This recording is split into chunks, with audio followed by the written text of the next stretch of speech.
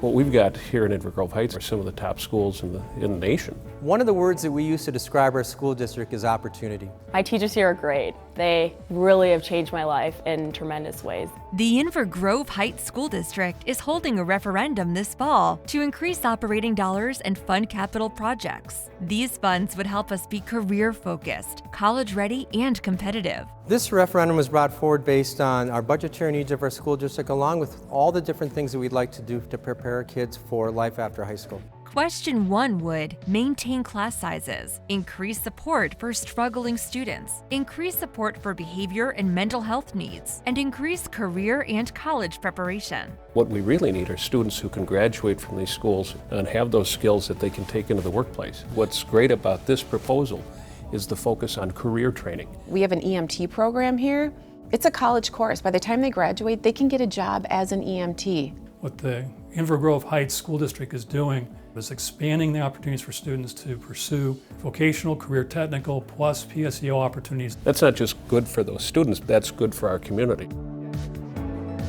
Statistically speaking, 1 in 7 children suffer from a mental illness. Behaviors that come from those mental health diagnoses can really impact the classroom. Part of the referendum is helping to maintain what we already have in place. We want our students to feel safe.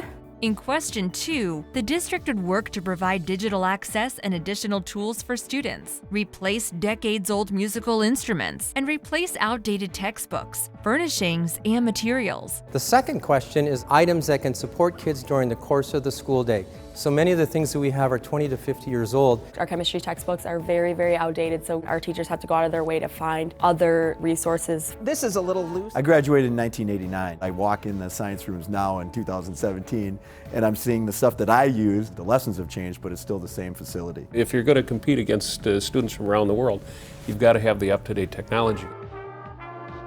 Our instruments are so old, we're constantly replacing pieces and parts, and we have a budget for that that's pretty much down to zero.